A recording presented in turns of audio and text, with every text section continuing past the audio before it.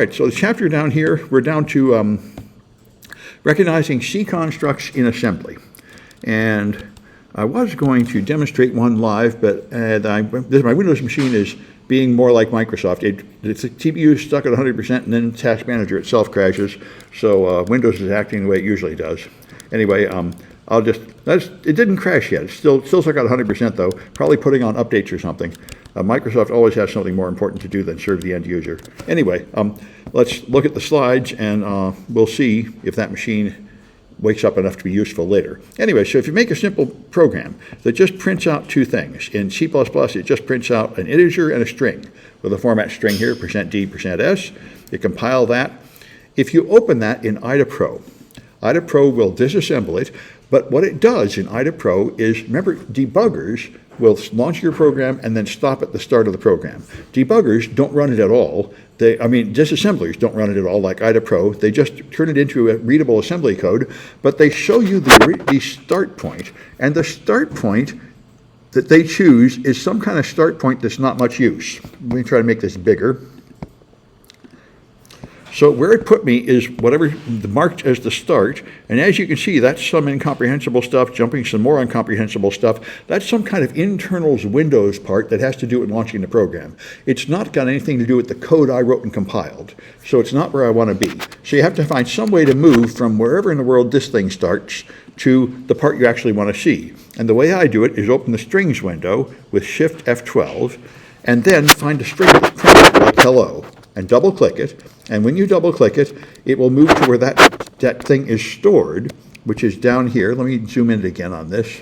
All right, so the strings window is here in the R data section, and you can find the string like hello. Then you can double click it, and then it will show you the place in the R data section where it lives. This is where the string is stored. You have the bytes of hello and then a null, and there's a thing here called data xref, a comment, and that will take you to the code that uses it. If you hover over it, it will show you a few lines of the code, and if you double click it, it will move to the code. So this is the process I always do in IDA-Pro. I open strings, I find a string printed by the program, double click the xref, then I can actually get to the code I want to see, which is the code that was compiled by the user. And now you'll see what you expect to see. Here's the command printf %2 hello, and here's how that looks. And it's good to understand this, like we've been talking in this class. This is very important to understand the way things work in assembly language. This is one command of C, print, and there's several parameters here. There's a format string, there's a constant 2, and a constant string hello. Immediate string. And the way it does this is it pushes the hello, a pointer to hello on the stack, then it pushes the number 2 on the stack, then it pushes a pointer to that format string on the stack, and then it calls this subroutine, which will eventually call a print function. So this is the point. When you enter a function in assembly code, it enters it, and then it looks on the stack to find the arguments, and it does not know if those arguments are actually correctly put there by the developer. If you forget to push the arguments on there, it will continue to run this function and just use whatever it finds on the stack, which could be some leftover junk that's not what you think it is. Yeah? A counterpoint. What if that's the point? You want to find that leftover junk or whatever you want to push out? Well, then you've got an information disclosure vulnerability, and that's what you get with format string vulnerabilities. You're able to print data on the stack which was not put there correctly by the developer, so you're seeing things that you're not supposed to see. What's the name of that again? That's a format string vulnerability, is one of the most common ones. And we have in the exploit development class, we're exploiting them. If you have a format string vulnerability is where you print a variable without a format string that's under user's control. And then if the user puts a format string in there, it will reach beyond that variable to other locations on the stack and print out the data it finds there. So you can read data out of raw memory, which you are not supposed to be able to see. So if you do it by accident, if you do it on purpose, you get junk, but if you do it by accident, you get a format string vulnerability. Well, what you can do, so you could print something like 2 without a format string, and it would print the 2, and you could read it. The problem is, but if this was a variable under control of the user, and you print it without a format string, it'll still print by some kind of default format. The problem is if the user puts a format string like this in there, then it will look for a second argument beyond that that doesn't exist, and it'll print the stuff out there. So if, you can write, that's the problem with C. This is why Rust is so much better. If you write code in C with this kind of mistake, it will compile and run and pass your tests. Under normal conditions, it will do what you expect. But there is a way to abuse it and cause it to give the attacker control of the machine, which is not obvious. That's the problem. Rust is pickier. Rust will tell you about most errors. It will stop you at compile time. I'm not sure about format string vulnerabilities, but it'll stop you on things, other kinds of vulnerabilities at compile time. Yeah. Yeah, I asked because it may be an error with the jump, but on the other hand, I think it could be opposite end of the direction where, what if that was the intended purpose? That's the problem. Like in assembly code, you might want to write super clever code that does something strange looking, and you just want the program to do exactly what you say. And that's why C is this way. C is a small step from assembly code, and it just compiles each line down to assembly code and runs it, and assumes that you as the developer have a master plan. You're right. You could know that the right thing is on the stack because of what happened before, and you don't need to push it again. So you don't actually have these push commands here, but somehow you have confidence that the data is already there. You're right. You could write a program that works that way. If you do, in practice, what will happen is later developers at your company will add features, people will misunderstand it. Before long, you have the same old problems. For more than 20 years, maybe 40 years now, people have been using C and related languages, and the real experts that really understand it keep saying, you guys are just rotten developers. You just need to be more careful and everything will be fine. In practice, that has not worked. We have an endless chain of vulnerabilities. There's always a new flood of new developers that don't know. Your code passes through other hands. There are so many pitfalls to fall in, and people keep falling into them. Yeah. Thank you. Yeah. Is that why Java exists? No, Java exists primarily, I understand, because it spreads across server clusters and into really large applications that serve a lot of people. That's what I've been told Java is great for. Although I haven't ever really developed any enterprise class Java stuff, so I don't really know. But Java and .NET, I've been told that's the reason. Even though they're very inefficient and hard to use, they handle really large loads well across a cluster of machines. I mean, they say it works on everything, but debug everywhere. Yeah, I know. I don't know if that's a useful feature. Anyway, so you got global and local variables available in C. A global variable is available to every function in the program, and it's often very convenient, but it's considered poor style because it slows down your program, apparently. Local variables are defined only in a local function, and therefore they're stored on the stack. So if you look at this program, I define a global variable G equals 2, and then a local variable I equals 3. So the global variable is stored in the data section, and you see it here, move dword 41b1000. That's stored in a data section, or an R data section, and that's why it's available to every part of the program. A local variable is stored on the stack, so it has an address like EBP plus some multiple of 4 bytes. That's what you typically see. So this is the construction that moves you to a point in the local stack frame, which will only be meaningful while you're in this routine, and when you return from it, that stack frame will be discarded. It won't be erased, but it'll be rendered available for reuse later. So you can spot the difference between a local and a global variable. Why is dword address not in braces? Why is that not what? In braces to indicate that. Oh, this is IDA Pro's name of the variable. It makes up names for things. Yeah, it's not. Yeah, it could just be this address, but it makes up a name for variables, and that's one thing. It tries to help you, but since it doesn't have the labels, it can't put the right name on there. So it makes up names like this. And what you do when analyzing a program is you'll figure out what this is, and then double-click it and give it a meaningful name, and it'll rename it everywhere. And so if you go through your program, you'll gradually change the names of the variables and the methods to meaningful names. That's how reverse engineering goes in IDA. It's quite a chore, and you have to be careful because if you name it wrong, you'll just dig yourself in deeper. Yeah. And like I say, the student that developed the new Apple jailbreak for the iPhone spent like a month in IDA Pro with the advanced version on like 2 giant monitors, digging through the bootloader, figuring out how it works, and finding a flaw. So you can do arithmetic operations. Here's a bunch of local variables. You can add them, subtract them, multiply them, and divide them. And so you see it just looks like this. First, I move these 2 things into local variables, 3 and 6. Then I'm going to set, move the 3, which is I'm going to try I plus j, so I'm going to move the variable 8, which is 3, into EAX.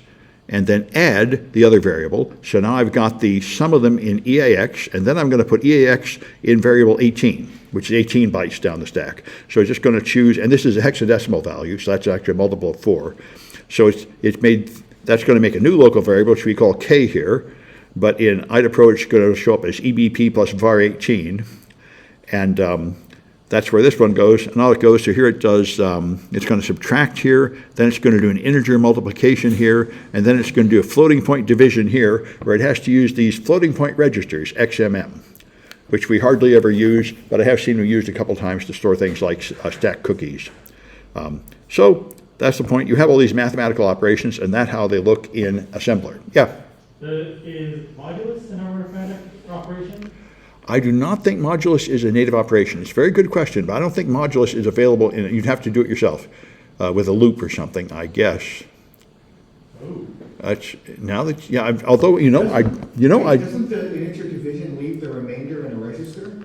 it might, but I don't know. It's a good question. Let's ask an AI. How do you do modulus in assembler? I've never done it. Maybe there is some mod function. Let's see. In assembly language, it's the integer, remainder after integer division. The specific method depends on the CPU architecture. For x86, the quotient is in one register. Yes, you're right. The modulus is stored in EDX. Well, very good. So you just do an integer division, and it will include modulus. I'm glad you asked. That's a very good question. And it kind of explains another thing I've noticed, which is when you do modulus in Python, it's incredibly fast, even for huge numbers. And I guess this is why. It's done right there in the assembly code. Very good. So the modulus does exist, it's just not an arithmetic operation. Yeah, well, it's a byproduct of division. So, but they haven't given it a name, mod, but it's effectively there. You just do an integer division, and then you look in the EDX register, and there it'll be. Of course, that'll only be for things that'll fit in the register up to 32 bits. But still, that's good. Good. And then, of course, there's if. So here I'm going to have I. If I is greater than 0, print this, else print that. So, and here's what if statements look like in assembler. Let me zoom in a bit. I guess I got to go out a little bit. All right, so you have the first procedure here. It goes down here, it compares something, takes this value, compares it to 0, and then it does jump less than or equal over to here. So if it's true, it follows the green arrow, and then it prints I is not positive. If it's false, it goes here and prints I is positive. This is how it looks in IDAPRO. That's what a branch looks like. You have a conditional jump command, and then 2 boxes, and then after that, they probably come together to continue, whatever goes beyond this, like return or something. So that's what the graph mode looks like. All right. And for a for loop, if I do for I equals 0, I less than 100, I plus plus, it's going to print 100 things. So there's 4 components. You initialize I to 0, then you compare it, is I less than 100, then you execute something, printf, and then you increment or decrement it to move to the next element. And so all those things have to go in assembler. And so here they go. You initialize it here. I put 0 in the counter, but I put it a local counter on the stack. EBP plus var4 is my local variable I. Then I jump. This is a non-conditional jump. It's going to jump down to 1016 here, and then it's going to compare to see if it's 100, and 100 is 64 hexadecimal. If it is greater than or equal to 100, then it's going to jump down here to 102F, and that's going to print this command and then jump back up to here. So that's how the loop looks like. Here's the comparison. Here's the part it executes. Here's the increment. There's the initialization. That whole mess is one for loop. And by the way, a while loop is exactly the same in assembler. The only difference is in C. The actual assembler is the same. All right. Then there's arrays. I can define an array here with some integers in it. This is a global array, and this is a local array, and I can then set some values in there. So you'll find the initialization is here. This puts 0 in EBP. This is the for loop. I equals 0, I less than 5. Okay, that's the initialization. Here's the EBP plus var18 is the local variable to count. Here's the increment, where I add 1 to it. Here's the comparison, where I compare to see if it's over 5 or not. And if I'm in the loop, here's where it assigns elements to a value in B, base is var, this is what it looks like to load data in an array. You do EBP because you're on a local variable on the stack, then you have the base address of the array, which is var 14, and then you have a counter times 4, because usually it takes 4 bytes to store an integer, so you jump up by 4s, and ECX is going to be counting. And here's ECX. There's going to be an increment ECX someplace. Anyway, that'll put it in there.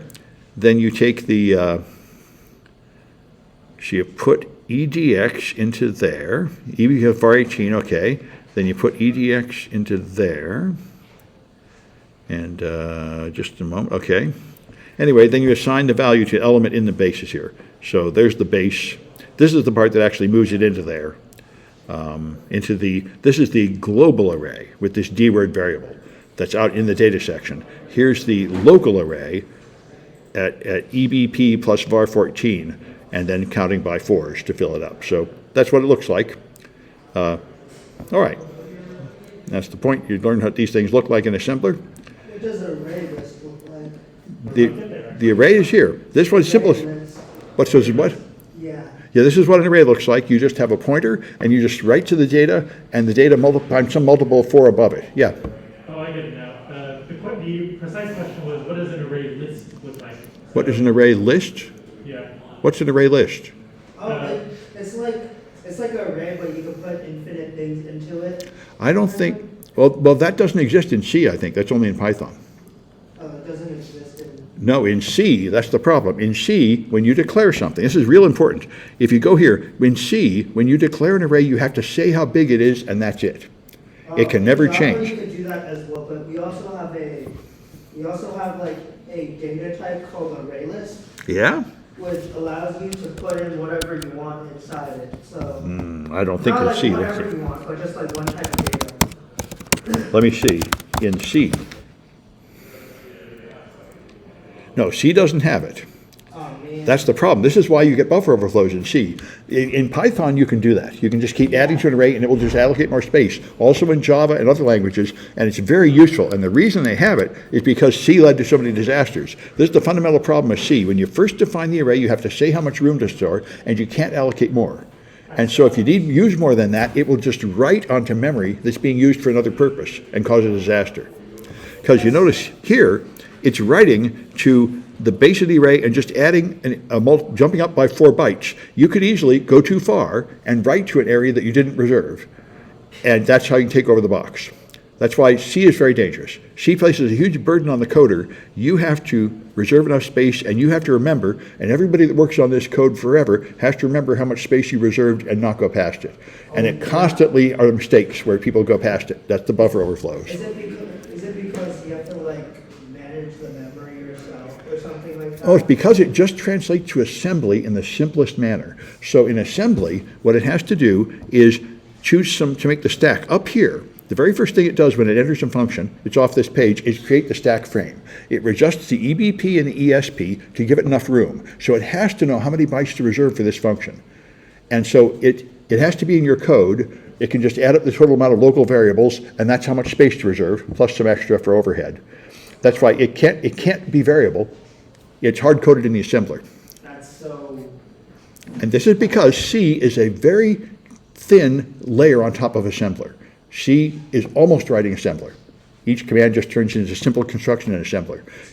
Java is much more complicated. Python is much more complicated, and they came much later. And they run much slower. I mean, C runs Java really is fast. Not that, but I feel like Java's not slow. Oh, it's famous for being slow. It's not slow. It's not slow compared to Python. Well, that's true, but Python and C, they're both much slower than C. Yeah. That's why for commercial software like Microsoft Office is written in C, and Windows, because it would be much slower written in these higher languages. Rust is the new language developed to be as fast as C, but much safer. And we got some projects where you can play with it. At least in the 127 course. I'm not sure I put it in this course. Anyway, these are very good questions. And what about C++? C++ and C# and all that pretty much have the same flaws as C. They just added more features, but they didn't fix the fundamental problems of C. So all of these variants of C have the same fundamental problems of dangling pointers, integer overflows, integer underflows, buffer overflows. More like Java than Well, I guess I'm not sure about C#. Let's ask the AI again. Does C# It's more similar to Java. have the same buffer overflow? So I confess, I'm having a lot of fun learning about all this, Professor. Let's see what AI says. C# does not have the same problems due to its built-in safety features. Yeah. Neat, It's okay. more similar C and to C++ Java. do, okay. Good, thank you for the help. So C and C++ do. I know those, I've used those. Yeah. I never used C#, but I guess it's C# better. is more similar to Java. because Okay. It uses the JVM as well, I'm pretty sure. Well, Or its then, own proprietary one. that leads me to the next question. Is C# slower than C? Proprietary Windows JVM. It's slower, of course. It's Windows proprietary Java. Yeah, yeah, C# and Java is famously slower. All right, anyway, yep, all right, great, very good. Very good points. All right, so here's the summary. To find the code, you go to strings, and then the cross-reference of a string you can see, an easy way to find the code in IDA Pro. In a function call, you push the arguments onto the stack in reverse order, and then call the function. Global variables are in memory, in a memory segment, and available to all functions. Local variables are on the stack, in one stack frame, and they're only available in the context of that one function. Arithmetic, you put the variables in the register and then perform add, subtract, division, or so on, and move results back into variables. That's usually how you do it. And for branching, there's quite a few things. You have to compare, then have a conditional jump, and usually unconditional jump at the end to go back to the top. So it really takes, like 8 or 9 or more assembly language instructions to make something like a for loop. And, all right, so let's tear some cahoots. I love these things, Professor. A good attitude. Let's see. Expand one of these windows. Okay, this is chapter Do you know how much lag that'll be? 6. Okay. And I fix my phone. All right. Do you know how much lag that'll be? It'll be like 30 times the lag, but I'm sure it's manageable. This is a game of seconds. Oscars in the Twitch chat right now. I'm giving myself And? a disadvantage. I should have cahoots. There, I got am cahoots. All giving right. myself a So. disadvantage because I think it's funny. You're a maniac. I All right. love giving myself a disadvantage. You know what, Logan? I'm gonna More, lose anyway, so. you know what, Logan? More people should have gratitude. That's it. I'm not one of those people.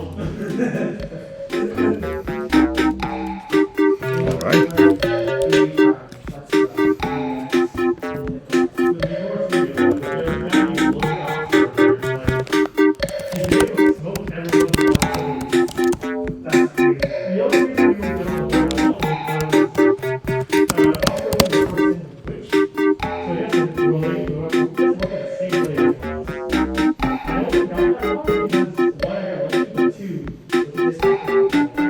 This is at my home. This is learning Fox VR. I love giving myself a disadvantage. I think it's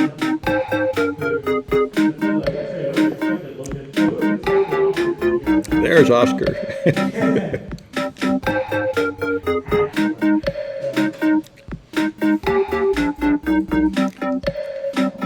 All right. I'll give it a little more time, but I think we got everybody.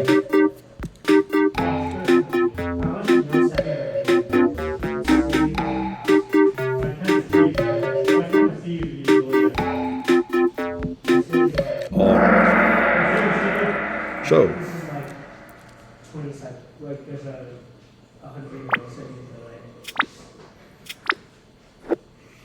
I think I still All right. have an advantage. what kind of variable is stored on the stack?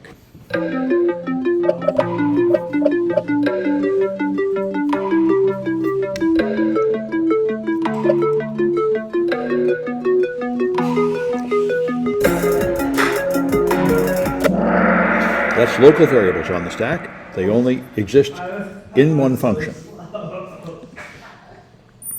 right. Just make sure you don't fall place.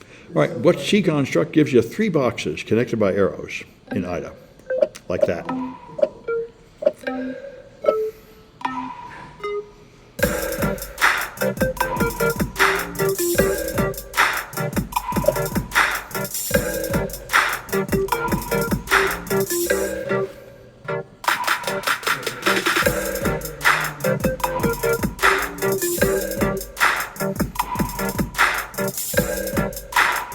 That's an if statement.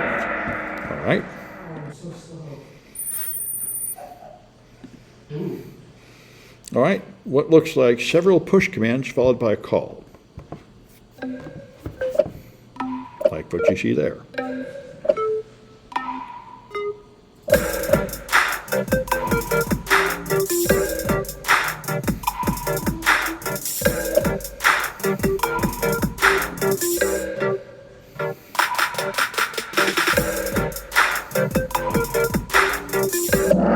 That's how you call a function. You push the arguments on the stack and then call the function.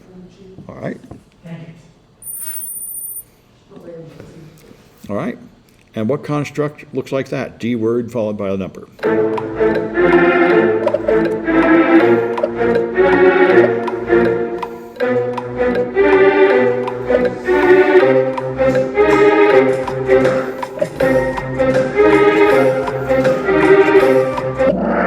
Yep, that's a global variable. Good.